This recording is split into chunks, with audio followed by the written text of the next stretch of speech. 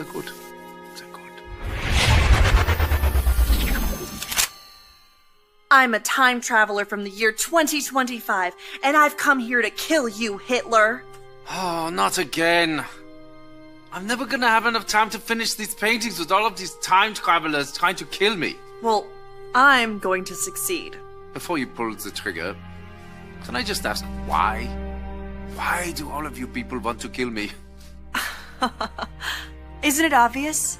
I'm a progressive, a liberal, a fighter for social justice. And you are a fascist who implemented a reign of terror. And while the effects of your policies devastated the world for decades, soon we will be able to take back the White House, and we will be able to use the government to force people to follow our great ideas. You want to use government power to force your ideas on the populace. Me too! That's fantastic! What? No. Ugh. You and I have nothing in common. What I'm saying is there are people in our time with dangerous ideas, and we need to silence them. Silencing those who disagree with you. I do that too! Oh, wunderbar! Oh, the Nazi movement will not die with me. Don't give me that! I'm enlightened, and you're as bad as... well, as Hitler. Listen, what I'm trying to say is we are very close to implementing a utopia, as long as we can get rid of some certain undesirable people groups. Yes, like the Jews. Yes, like the Jews. Oh. So, in the future, you also do not like the Jews? Well, no. But we don't believe in segregating all the races like you do. I mean, except for, like, graduation ceremonies. And dorms. And hiring practices. Oh, and admissions policies. That sort of thing. I, too, am a fan of the segregation. I'm sorry, I have to ask, is this a real firearm, or is this some kind of toy for kids? It's a flare gun. I'm trying not to support America's toxic gun culture. I'm a firm believer in gun control. Gun control! This was one of my ideas, too. Ban them from the undesirables. Yes, look here. Oh, and your shirt. This is an organization founded by Margaret Sanger. Yes? Wait, you know about Margaret Sanger? Jawohl, of course. Oh, she's such a lovely person. No. She's a fighter for reproductive rights, for women's empowerment, and the eradication of undesirable populations by means of eugenics. Brilliant lady, very inspiring. I must use some of her ideas in our socialized healthcare system. Socialized healthcare? That's not your thing. That's our thing. No, it's very much my thing. Did you know that Nazi means National Socialist German Workers' Party? Nazi is just more catchy. Nazi. Just rolls off the tongue. No. This can't be true. This has to be some sort of mistake. We are nothing alike. You're Adolf Hitler, evil right-wing fascist dictator, and I'm a feminist restorative justice advocate. And a vegetarian. You're a vegetarian? Me too! Okay, I am so confused right now. I came here with a clear goal in mind to kill the most evil man to have ever lived. Besides Ronald Reagan. But now that I'm meeting you in person, you're not at all what I thought you were. And your painting is actually really good. What do you call it? I call it Ein Reich ohne Juden. Wow. I don't know what that means, but it sounds beautiful. It does, doesn't it?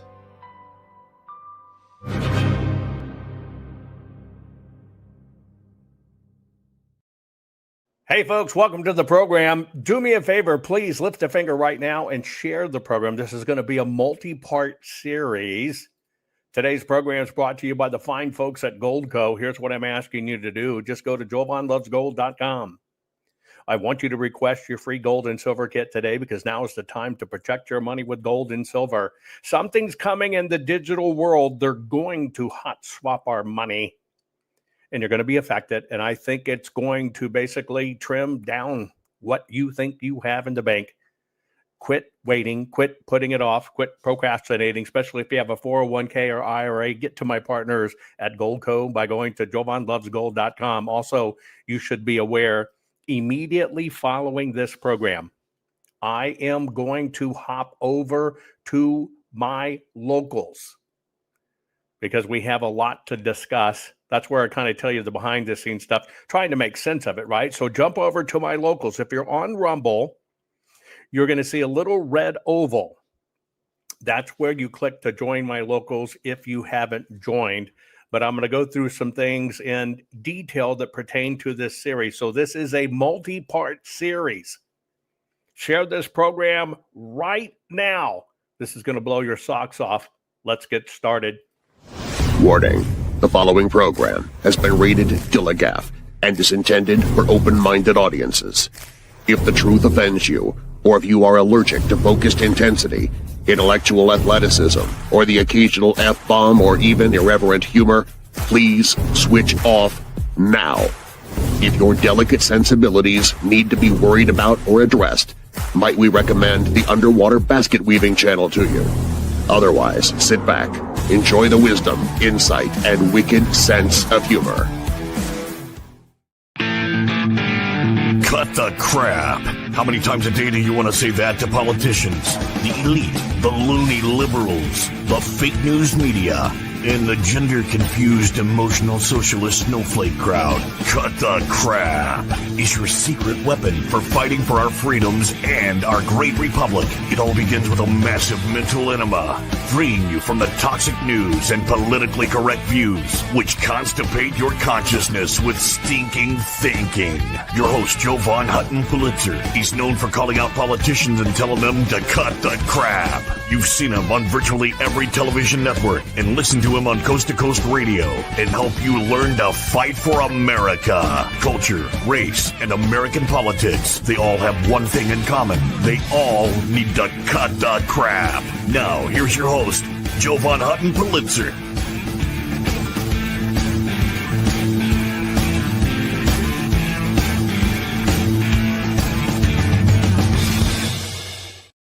Okay, folks, welcome to The Crap, Culture, Race, and American Politics. That's The Crap. This is part one of how it works. This is a multi-part special presentation on psychological warfare. Can the CIA or deep state mind games get you to betray your own country? Put it in chat. Do you think a psychological operation could be so convincing that it could get you to betray your own country? Do you think that could actually happen? Do you think the psychological warfare is so great, so intense, so wonderful, so realistic that it can make you betray your country? Some say yes, some say absolutely, and some say no. Here's the deal. Because we're going to be heading into another election, you're going to see a tremendous amount of psychological warfare engaged. They used psychological warfare in 2020. This is the most detailed series I've done. I'm going to do it in a different format. I'm going to bring it to you in smaller chunks because you have to learn it, because it's going to heat up. So that's the question. Can a CIA or deep state mind game get you to betray your country? That's the question. So what I'm going to do is I'm going to take you through each of the elements that are required in a psychological operation with a fixed agenda. You know, there's normal BS that goes in the political realms always, like during the Biden administration telling us, no, inflation's down, the economy's growing, look at all these fantastic jobs. We are surrounded by psychological warfare. The issue is it has now been fully weaponized against every one of us, the voters. And one of the ways I kind of show you what's going on is you got to understand, and you can relate to this in 2020, when you understand how they pulled the psychological warfare that Biden won. But all of this psychological warfare has a trailing effect that when you look back, you can see it. And it's like a big finger sticking up saying, F you, America. Biden didn't get 81 million votes. And so what they do is they got to make you look other places, which is exactly what they're currently doing. And while we were sleeping, snoozing, a year later, they have raised Kamala from her supposed 68 million to now over 75,000. In fact, on this chart, this is a May 21 date. They already had Kamala up to 74,749,891 votes, and they've added another 226,000 lately. This is done under the cover of psychological warfare. So I'm going to take these through steps. I'm going to try to be methodical, but I'm going to do these in bite-sized capsules so it's easier for you to share and easy for you to understand. Now, the first step in every bit of psychological warfare is the concept of the story. This is why stories matter. What happens is the system must control the narrative. And so in order to control the narrative, they have to rewrite reality. In order to control the narrative, they must rewrite the reality. Now, everybody clearly saw something was wrong in 2020, and this is the teaching context I am doing it in, because you're now years past it, and you can look back and you're going to see things that sadly you didn't see while it was going on. But now that years have passed, you are going to be very sober on some of the things I'm showing you and how it's working. So as we dive into this step one, controlling the narrative, which is so incredibly critical to the process, I'm going to break down for you how that happens. Now, here's how it starts. Now, when I use culture in this term, I'm meaning all of us as American voters.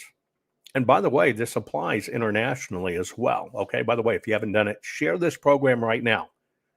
This is incredible teaching moment. Share it right now. Now, you must control culture with things that are called simplified slogans or emotionally charged phrases that replace complex debate with instinctive allegiance. Now, the key word here is allegiance. Put it in the 2020 context. You know that something happened because all of a sudden, all the rules were broken. Observers couldn't watch. They were blocked, even like taking me up cardboard on windows. Everybody in the world got a mail-in ballot, right? We were in pandemic. You can't go within 6 feet of people, but you can go to these certain places and vote. And then all of a sudden, very uniquely, that the vote stopped being counted. Hadn't happened before, okay? So in this first step of controlling the narrative, the operative word here is instinctive allegiance. Here's what I want you to think about. If 2020 was in fact a psychological warfare game that was executed, how could they get you? And this is the vein you must think of it in. How could they get you to betray your country? So I want you to think about the slogans that were thrown around or the emotionally charged phrases that replace complex debate with instinctive allegiance. I'll give you a good example. The complex debate that was going on at the time was, how did they do this? It's where many of you got introduced to me when I'm explaining it's with the paper. Here is how it happens. Here is how you find it. Here is how you see it. And that's why we got the full forensic audit in Arizona, right? To really dive into it to give the public an answer. However, something came into play where we all were having very complex debates and discussions about how do our elections really work? What are the rules? What should have been done? That's the complex debate, right? I can tell you, I can guarantee you right now, if you look back, you know more about how our elections work or don't work than any other time in your life. So you have to swap that complex debate with something that is called instinctive allegiance. Now, the key word here is allegiance. I just want you to think allegiance is like trust, confidence. Where did many people, instead of engaging in complex debate, where did they just instinctively give their allegiance? Let me say that again. If you were thinking back to 2020 and how they really did it and what was set up, during that time, we're having very complex debates, most of it surrounding around the full forensic audit in Arizona, and you're learning more than you ever learned about how our elections work or don't work. Now, in order for things in psychological warfare to happen, to get you truly inadvertently to betray your country, they need to give you something that they can swap it with. And it's got to have this element of allegiance. I just want you to think, where did people en masse give their allegiance? Now, the second step in this particular process, and remember, this is step one, controlling the narrative. Also about, okay, you got to flood it. You got to flood the airways with it. Slogans, emotionally charged phrases, the keyword being emotionally charged phrases. But what it has to do is it has to replace a complex debate. Now, one of the hot swaps always is, here's what you need to know, here's what you need to understand, and then it gets swapped with, oh, we have it all. Immediately, you kind of shut down and you switch your allegiance. Now, the second phase of this is what's called visual symbolism. Visual symbolism. Traditional ways this is done is billboards, memes, or celebrity influencer sound bites, but they're repeating identical catchphrases. I've shown you this before. It is a well-known operation, a very well-known operation in psychological warfare. It must get you to repeat mantras. It must get you to repeat phrases. It's a standard procedure. They do it so often and so much is because you just keep on hearing it, you keep on hearing it, you keep on hearing it. Now, I'm going to beg you for a moment. This is not about parties. The system, when it wants to control you, doesn't give a rat's hoo-hoo about parties. If it wants to use the Dems to get it there, it's going to use the Dems. If it wants to use the independents to get there, it's going to use the independents. If it wants to use the Republicans to get there, it's going to use it. Remember, it doesn't focus on one. And if you focus on one, you're leaving out the rest of the market. So I'm just going to give you a quick reminder of how this repeatable mantra, because you're going to have to understand it in this context. Visual symbolism, billboards, memes, celebrity influencer, sound bites, repeating identical catchphrases. I want to show you what it looks like, but the context I'm going to be teaching you in is 2020. Let me ask you tonight, do you think Donald Trump is a fascist? Yes, I do. This is what kicking the shit out of fascism looks like.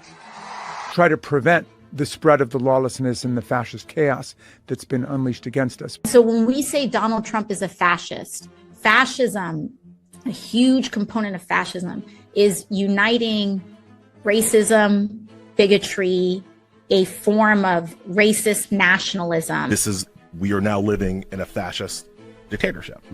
We are worried about potential rise of fascism in this country. We're worried about our democracy falling to an authoritarian and potentially fascist form of government. Not only to roll over to Donald Trump's will, but to roll over our democracy and allow him to take over this country as a fascist dictator. When fascism isn't just coming, it's already here. The former chairman of the Joint Chiefs of Staff, Mark Milley, said, "No one has ever been more dangerous to this country than Donald Trump, and he is a fascist to his core."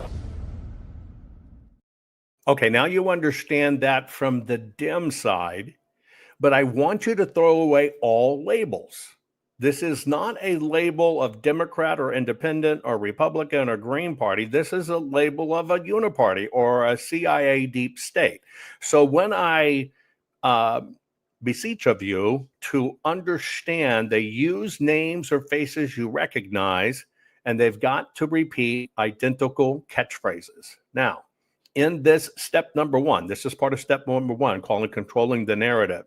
The third part of it is basically calling it the psychological effect. Now, this is key. Not only do they have to keep you from complex debates, they've got to reduce analytical thought. And the easiest way to do that is they replace it with emotional team identity. In order to prevent in the public complex debate, they need something that will take your allegiance. They're going to use people to do it with catchphrases. And then in this step one, they're going to reduce the analytical thought. One way to do it is to insert somebody into the process who basically becomes the surrogate that says, don't worry about the heavy lifting. I'm an advanced guru mathematician. You don't have to think about it. Now, that's a prime example of reducing analytical thought.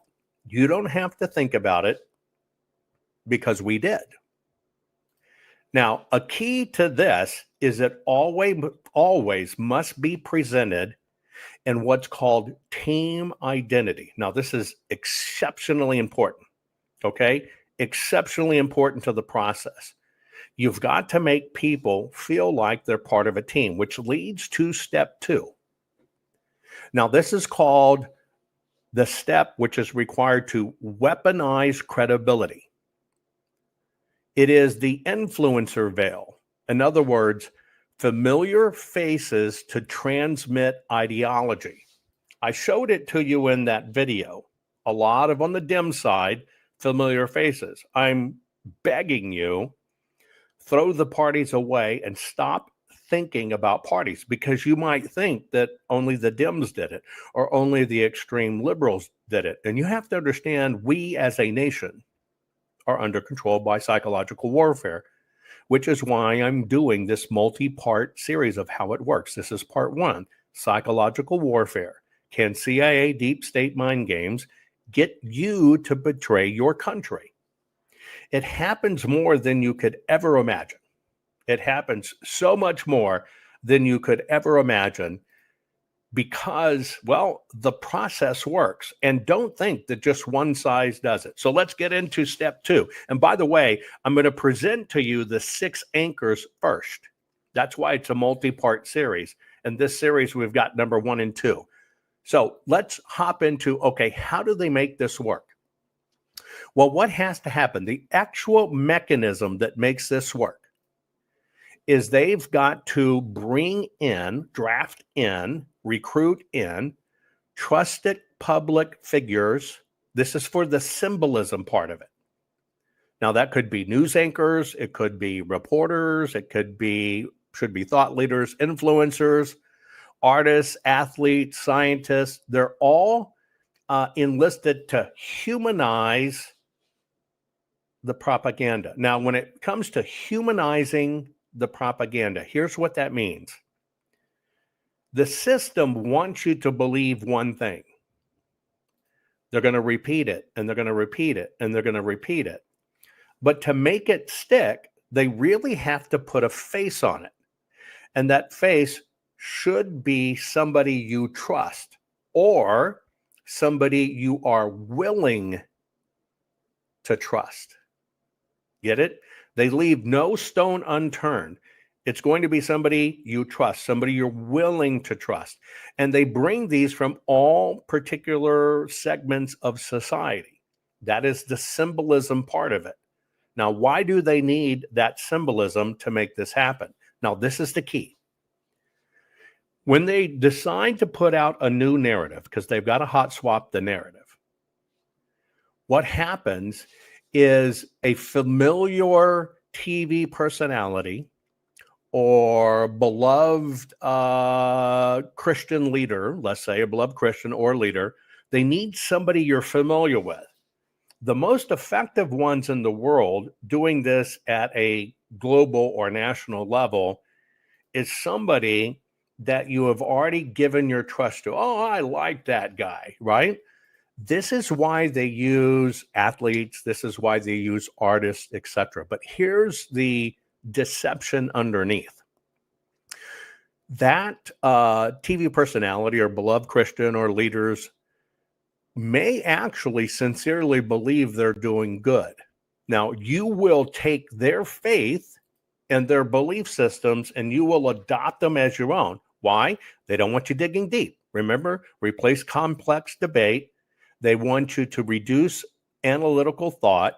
And so what happens is when they draft in these people, that's what they do called lending moral weight to a falsehood. Again, they're going to flood culture and they want to replace complex debate. You've got to give an instinctive allegiance to somebody.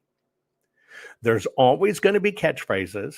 And then what happens is they're going to reduce your analytical thought and replace it with the emotional component they need that, hey, it's part of a team. And they do this through this weaponized credibility.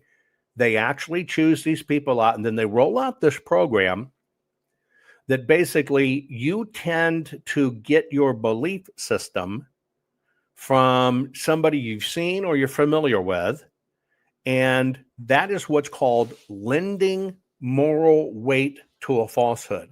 In every single operation, they must lend moral weight to the falsehood.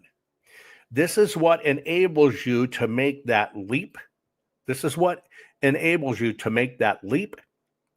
So you begin to adopt the influencers, let's say, belief, the person that you give credibility to, the person you believe leads by morality. You begin to adopt their mantra, their catchphrases as your own. And then what you do is you kind of substitute your critical thinking, your analytical thinking, your requirement that you should debate and vet, and you hot swap it with somebody that you basically believe, well, if they debated it and that's what they believe, then I'm going to believe it too. Now, this is an absolute requirement because this is called the hot swap. This is what's called the hot swap. And in order to make this hot swap work, okay, what they have to do is they're going to take your good intentions. We want this crap fixed. We want to find out what happened in our election. Remember, the filter I'm showing you this through is through the 2020 elections. You have every intention, belief system, and everything that all of this must be fixed. So they take your good intentions, lead you to believe you are still executing upon those good intentions, and they co-opt it. They hot swap it with their own program. This is what gets you to stand down or to sit down. Now, as I told you, I'm going to continue. I'm going to give you a quick high level of all of these over at my locals next. If you're on Rumble, just click the red oval, and that's how you'll get to my locals. You can either become a supporter or you can just kind of lurk. But I'm going to go into this in more detail. Now, I'm going to leave you with a bit of investigative work maybe you should do on your own. Now, remember, what they have to do is control the narrative. They will change complex debate, and you've got to go over somewhere where your instinct says, oh, I got to trust this person. You give them your allegiance. That's usually in the form of a visual symbolism, okay? And they repeat mantras. And then what they're going to do is that when they can get rid of the complex debate, you're not going to analytically think about it because you're kind of playing on a team.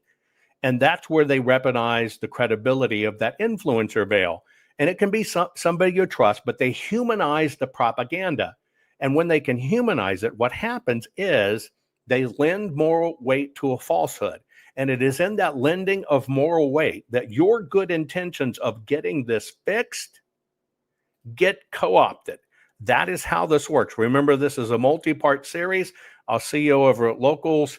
I want to give you a little bit of homework you might want to do. Watch this. Anyone that watches this will be all on board with saving our country. I don't care what side of the political aisle we they're have it all. So what a packet capture is, our We're government going to hide the cyber guys in the other room, put headphones so they can't hear. They're going to come out and read the packet capture. This is going to be going ongoing all through the symposium. We have it all. So what a packet capture is, our government. And we're inviting all the cyber guys that have credentials. They have to be cleared. We're not just inviting anybody who says, I have this credentials.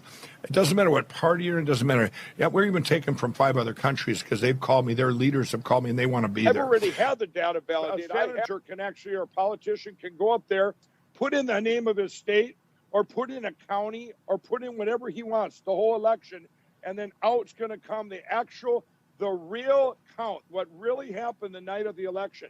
Now, he can take that and he can go over to his own cyber guy and say, hey, could you look at this thing? Yeah, validate this for me. And they're going to validate it. He's going to go, wow, this is nonsense. We have it all. So what a packet capture is, our government was everything. And I'll tell you, all the influencers that are invited, thousands of podcasters and TV hosts, radio hosts, that this is going to be the voice of the world. Brandon, I'm going to invite people from overseas, big organizations that have a big influence on the world. They're the ones that are going to be there. And they're going to be handpicked. I'm picking them. They're going to be there, and they're going to put out their voice. And you know what? After those 2 days, if there's any politician left in the United States that says there was no election crime and that they really are in love with those machines, they can sit behind those melted down prison bars made from those machines right next to Brad Rassenberg. We've got all the right in the world on our side, and there ain't no reason to be afraid, and there ain't no reason to not take the challenge dead on, because I'm going to tell you who we come from, folks. We don't come from some weak, jellyback, spineless people. That's not who we come from. None of us. And it doesn't matter what color you are, what nation your folks hail from, how much money you got. We all share the same name. We are Americans. And at Bunker Hill, there was Americans. And at Fredericksburg and Gettysburg, there was Americans. And at Iwo Jima, raising that flag on Suribachi, it was Americans. And at Pork Chop Hill, there was Americans. Quezon, there was Americans. And on 9/11, there was Americans who ran towards those burning buildings. That is who you share your heritage with. You do not share your heritage with a weak and ineffective people who cower at the sight of trouble. You share your heritage with a strong and brave people who are determined to hold on to their freedom and for the freedom of future generations. Guys, it's time for us to stand up and be that generation. It's time for us to stand strong and proud and remember who we are. That we are Americans. And as long as we stand as the vanguard of freedom in this nation, freedom will survive people. Not only survive, but thrive. So guys, it's time to put on our packs.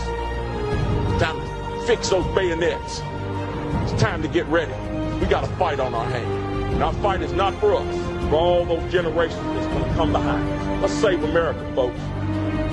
We hold these truths to be self-evident, that all men are created equal, that they are endowed by their Creator with certain unalienable rights, that among these are life, liberty, and the pursuit of happiness.